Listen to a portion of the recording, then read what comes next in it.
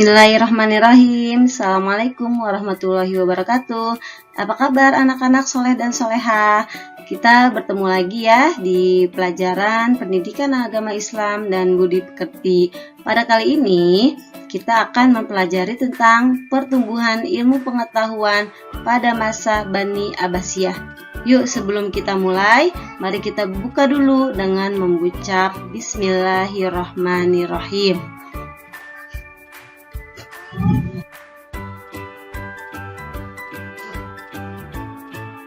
Anak-anak, setelah kalian akan mempelajari ilmu pengetahuan pada masa Abbasiyah, kalian akan meyakini bahwa pertumbuhan ilmu pengetahuan pada masa Abbasiyah sebagai bukti nyata agama Islam dilaksanakan dengan benar. Selanjutnya, anak-anak juga bisa menunjukkan perilaku gemar membaca sebagai implementasi dalam meneladani ilmuwan pada masa Abbasiyah dengan semangat. Anak-anak menyebutkan sejarah pertumbuhan ilmu pengetahuan pada masa Abbasiyah dengan benar. Anak-anak juga bisa menjelaskan mengenai sejarah pertumbuhan ilmu pengetahuan pada masa Abbasiyah dengan benar. Selanjutnya, kalian juga bisa menjelaskan bukti-bukti sejarah pertumbuhan ilmu pengetahuan pada masa Abbasiyah. Peserta didik dapat menjelaskan karya dan kiprah tokoh-tokoh ilmuwan muslim pada masa Abbasiyah. Bisa menjelaskan mengenai bukti-bukti sejarah pertumbuhan ilmu pengetahuan pada masa Abbasiyah menjadi paparan yang sangat menarik. Selanjutnya, kalian juga bisa mengklasifikasikan karya dan kiprah tokoh-tokoh ilmuwan muslim pada masa Abbasiyah. Setelah itu, kalian bisa merumuskan data dan informasi mengenai bukti-bukti sejarah pertumbuhan pengetahuan setelah kalian berdiskusi. Selanjutnya, kalian bisa merumuskan karya dan kiprah tokoh-tokoh ilmuwan muslim pada masa Abbasiyah. Oke. 1. Pemerintahan Daulah Abbasiyah. Pemerintahan Daulah Abbasiyah merupakan kelanjutan dari pemerintahan sebelumnya, yaitu Bani Umayyah. Pendiri Daulah Abbasiyah ini adalah Abdullah As-Saffah bin Muhammad bin Ali bin Abdullah bin Al-Abbas. Pola pemerintahan yang diterapkan oleh Abbasiyah berbeda-beda sesuai dengan perubahan politik, sosial, dan budaya. Kekuasaannya berlangsung dalam rentang waktu yang cukup panjang, dari tahun 132 Hijriah sampai dengan 656 Hijriah. Berdasarkan perubahan pola pemerintahan dan politik, para sejarawan biasanya membagi masa pemerintahan Daulah Abbasiyah menjadi 5 periode.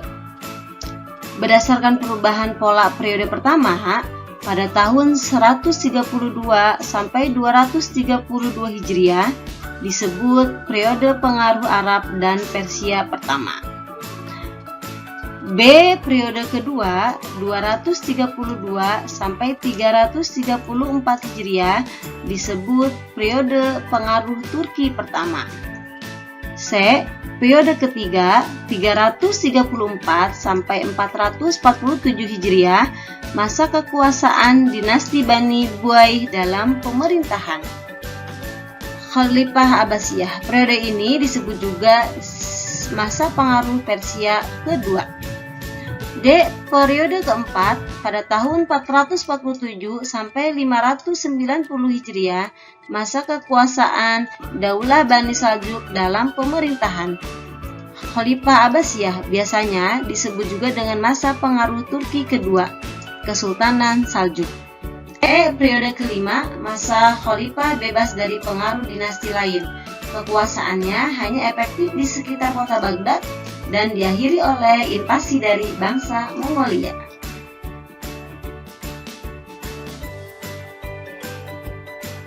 Dua. Perkembangan ilmu pengetahuan pada masa Abbasiyah. Pada masa Daulah Abbasiyah merupakan masa keemasan atau disebut juga dengan The Golden Age bagi umat Islam. Pada masa itu, umat Islam telah mencapai puncak kemuliaan baik dalam bidang ekonomi, peradaban, dan kekuasaan. Ini semuanya terjadi pada masa Harun ar-Rasyid. Selain itu juga telah berkembang berbagai cabang ilmu pengetahuan, ditambah lagi dengan banyaknya penerjemahan buku-buku dari bahasa asing ke bahasa Arab. Fenomena ini kemudian yang melahirkan cendekiawan-cendekiawan besar yang menghasilkan berbagai inovasi baru di berbagai bidang disiplin ilmu pengetahuan.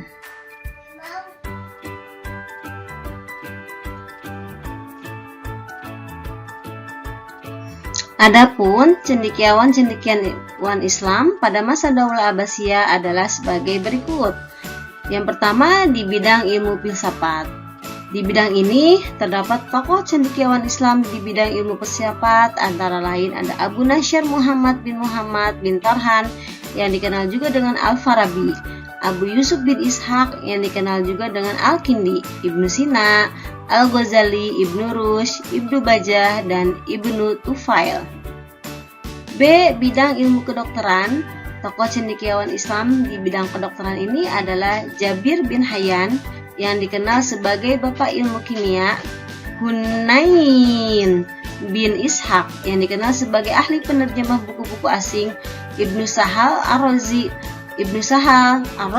ahli penyakit campak dan cacar, dan Ta'bid Ibnu Qurra.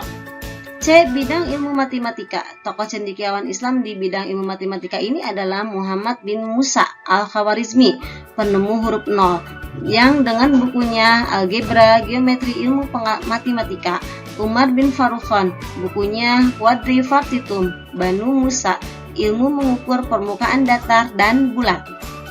D. Di bidang ilmu falak.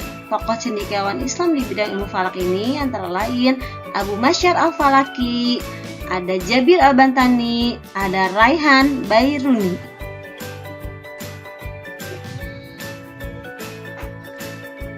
E. Bidang ilmu astronomi.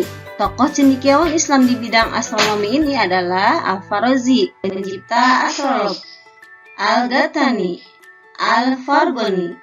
F. Di bidang ilmu tafsir. Tokoh cendekiawan Islam di bidang ilmu ini adalah Ibnu Jarir Al-Tabari, Ibnu Atiyah Al-Andalusi, As-Suda, Mufatil bin Sulaiman, Muhammad bin Ishaq, dan lain-lain. G. Bidang ilmu hadis. Tokoh cendekiawan Islam di bidang ilmu hadis ini adalah Imam Bukhari, Imam Muslim, Ibnu Majah, Abu Dawud, At-Tirmizi, dan yang lain-lainnya. H. Bidang ilmu kalam atau ilmu tauhid. Tokoh cendekiawan Islam di bidang ilmu ini antara lain ada Wasil bin Atha, Abu Huzail Al-Alaf, Adam, Abu Hasan Al-Asy'ari, Hujatul Islam, Imam Al-Ghazali. Pembahasan ilmu tauhid semakin luas dibandingkan dengan zaman sebelumnya.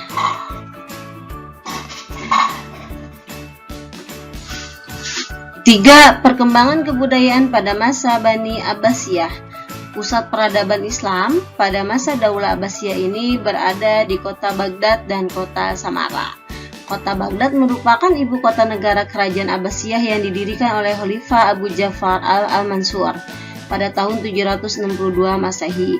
Kota ini terletak di tepian Sungai Tigris. Pada keemasan kota Baghdad terjadi pada masa kepemerintahan Khalifah Harun al-Rasyid dan anaknya yaitu Al-Ma'mun pada tahun 813 sampai 833 Masehi. Selanjutnya, kota Samarra yang letaknya berada di sebelah timur Sungai Tigris yang berjarak kurang lebih 60 km dari kota Baghdad. Di kota ini terdapat 17 istana mungil yang menjadi contoh seni bangunan Islam di kota-kota lain. Kemajuan yang dicapai tidak hanya mencakup kepentingan sosial saja, tetapi juga peradaban di semua aspek kehidupan, seperti administrasi pemerintahan dengan biro-bironya, sistem organisasi militer, administrasi wilayah pemerintahan, pertanian, perdagangan, industri, islamisasi pemerintahan, kajian dalam bidang kedokteran, astronomi, matematika, geografi, historiografi, filsafat Islam, teologi, hukum Islam, dan etika Islam, sastra, seni, dan penerjemahan, serta pendidikan kesenian, arsitektur, meliputi pendidikan dasar, menengah, dan perguruan tinggi, perpustakaan, dan toko buku, media tulis, seni rupa, seni budaya, seni musik, dan arsitek.